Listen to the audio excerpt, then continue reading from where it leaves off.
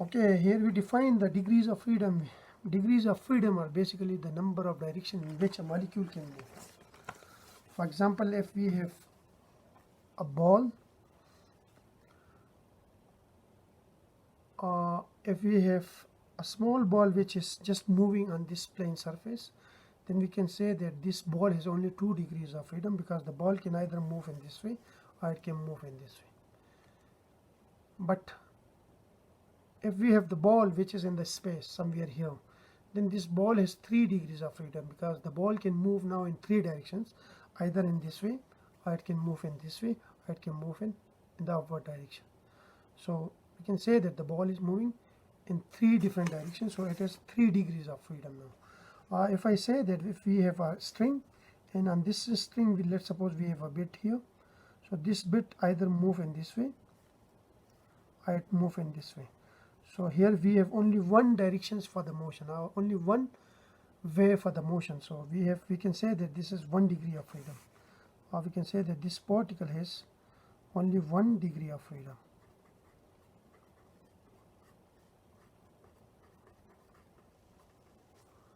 Now if we have a particle on this plane, then this particle can either move in this way or it can move in this way. So here we say that this particle has 2 degrees of freedom.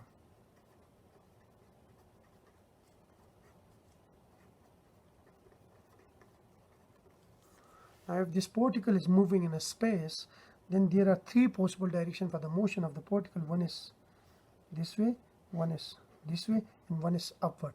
So the upward motion or downward motion is like this one. So here we say that this particle has how many degrees of freedom? 3 degrees of freedom. Now instead of this translation motion, if this particle also rotate, like in this way, or in this way, or in this way, so here we have 3 more degrees of freedom. So 3 are translation. One is along x-axis, the other one is along y-axis, and the third one is along z-axis. And the 4 direction is 4 degree of freedom is its rotation. So here the molecule has 4 degrees of freedom, or the particle is 4 degrees of freedom.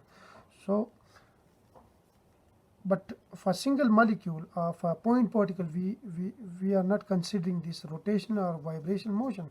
So we have only 3 degrees of freedom for a point particle. So here I can say that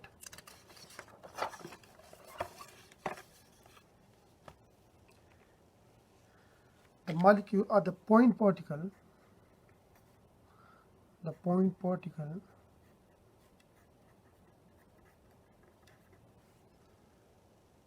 can move either along x-axis, or along y-axis, or along z-axis. So the total kinetic energy of the molecule will be equal to the kinetic energy of the molecule along x-axis plus kinetic energy of the molecule along y-axis plus the kinetic energy of the molecule along z-axis.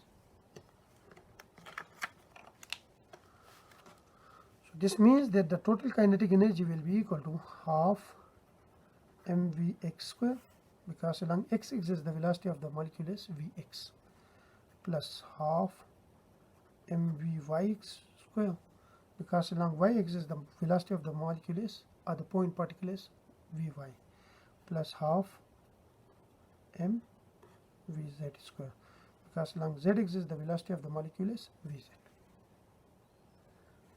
So there are 3 degrees of freedom. This is the total kinetic energy. So there are 3 paths for the motion of the particle. So we say that there are 3 degrees of freedom. So in this equation 6 or equation 7, so we have equation 6 is here. Equation 6 is the internal energy, which is equal to 3O2 nRT, and we have equation 7 is this one, which is internal energy which is equal to 3 over 2 nkt. And this equation 6, and equation 7, we have this factor 3. This factor 3, here this factor 3 basically represent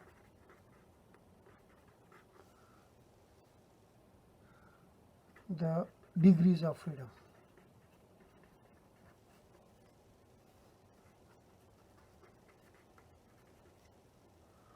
So we derive this relation for a single particle, and we know that a single particle either move in x-axis, along x-axis, or along y-axis, or along z-axis. So it has 3 degrees of freedom. That's why we have the factor 3 here. So here I can say that this E internal, which is equal to 3 over 2 nRT, we have 3 over 2 nkt, sorry, this is nkt, which is equal to 3 over 2 nkt. So this factor 3 represent the degrees of freedom. And this, we have 3 degrees of freedom, so it means that we consider the molecule as a single particle.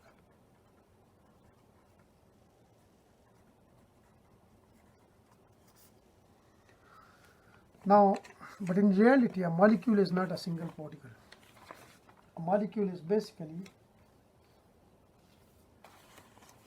consists of either a combination of 2 atoms or 3 atoms and so on.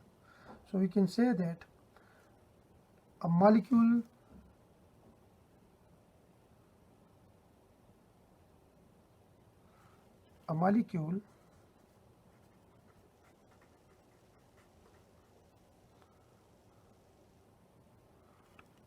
consists of 2 atoms or 3 atoms or more than 3 atoms.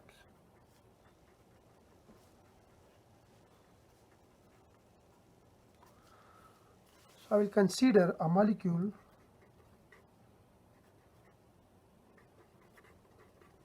which consists of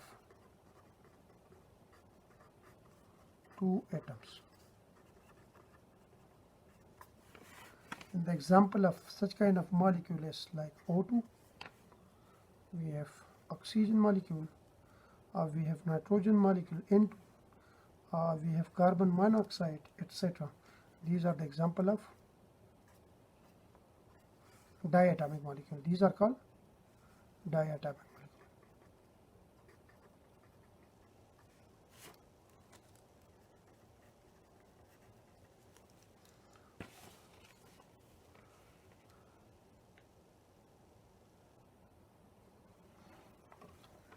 So it means that a molecule consists of 2 atoms. So these 2 atoms will be separated by a specific distance. Okay, so we have molecule number 1 and this is molecule number 2. Now these molecules either move along x-axis, along y-axis, or along z-axis.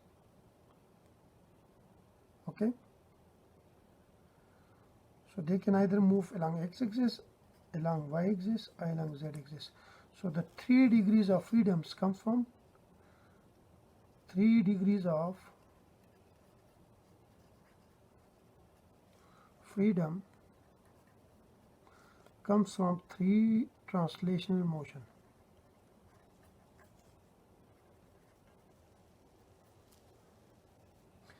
But apart from these 3 degrees of freedom,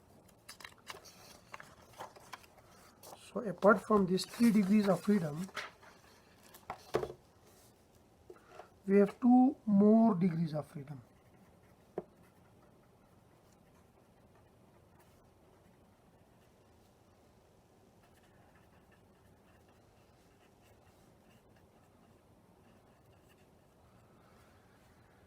And those 2 more degrees of freedom comes from the rotation. Okay, let's suppose we have this is x-axis, this is y-axis, and this is my z-axis.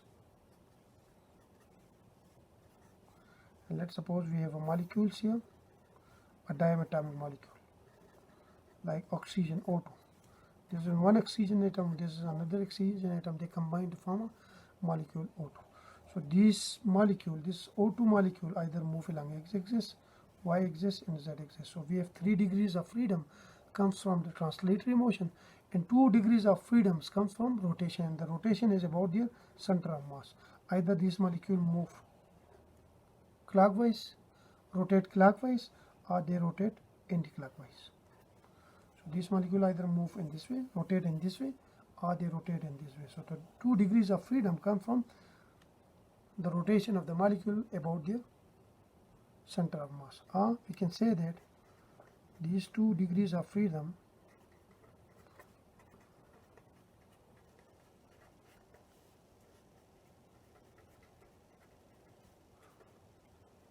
comes from its rotation about the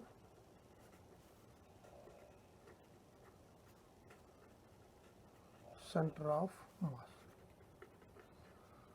So overall we have how many degrees of freedom now? We have 3 degrees of freedom from translational motion,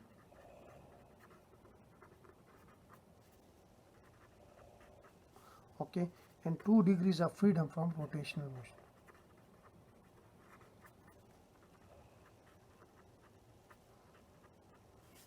So overall we have 5 degrees of freedom.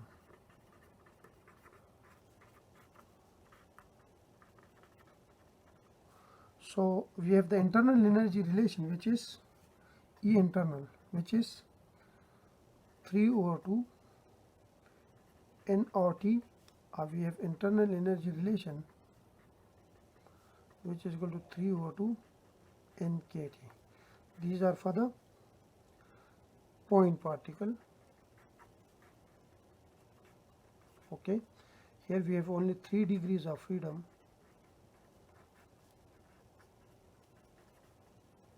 and these 3 degrees of freedom are written here. Now for diatomic molecule,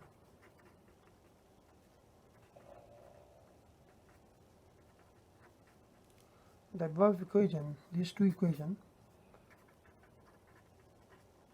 modified to, so we can modify it to the internal energy. So we replace by this 3 by this factor 5, because here we have how many degrees of freedom? 5 now. So here we have only 3 degrees of freedom, so we have 3 here. But now we have 5 degrees of freedom for diatomic molecule. So the internal energy will be 5/2 nRT. Or we can say that the internal energy, which is equal to 5/2 nKT.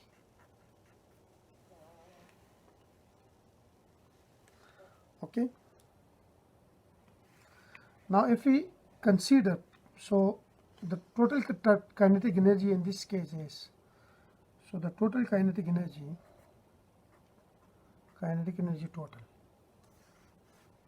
for which case, for diatomic case, is as 3 degrees of freedom comes from the translational motion.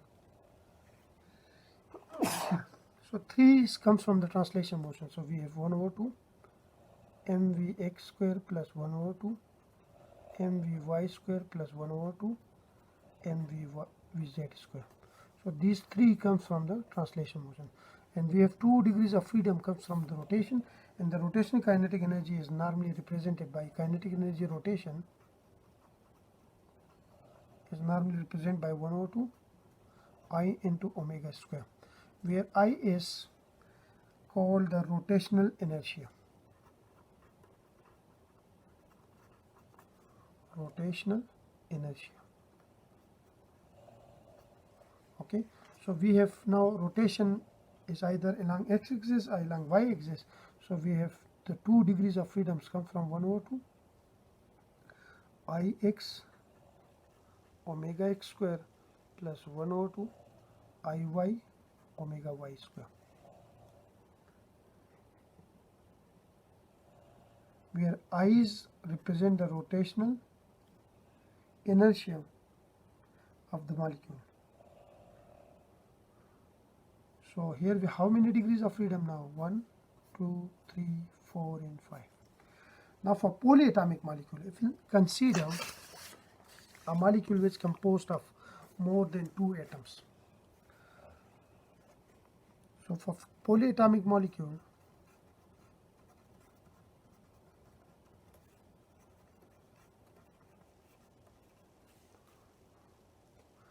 and polyatomic molecules example are carbon dioxide, because we have 3 atoms now, NH3, H2O, etc. These are polyatomic molecules because they composed of more than 2 molecules, 2 atoms. We have how many degrees of freedom? We have 6 degrees of freedom.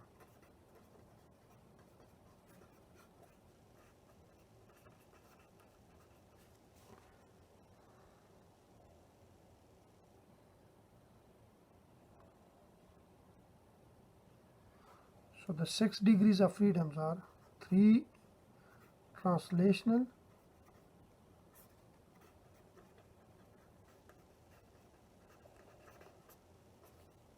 and 3 rotational.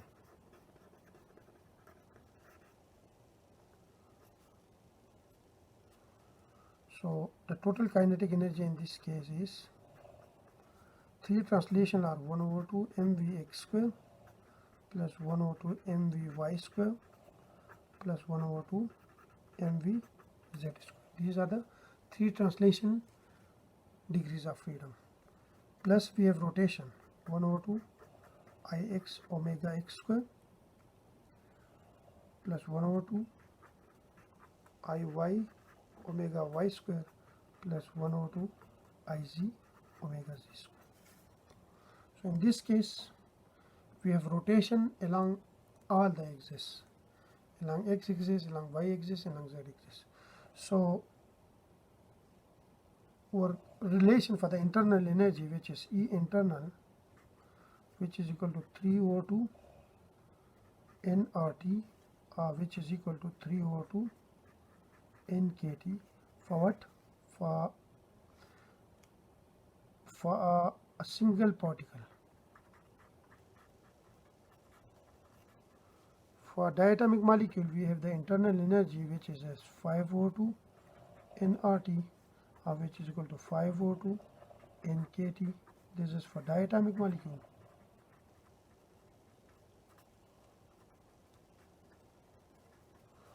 So for polyatomic molecule now,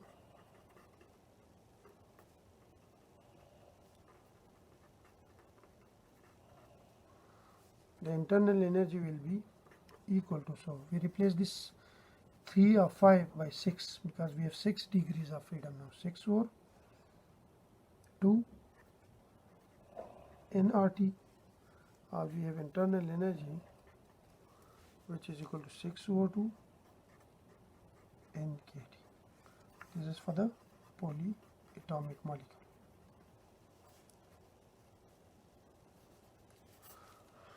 So this was all about internal energy, and in the next video I will discuss our next topic, which is equipartition of energy. So I will stop my video here. Thank you.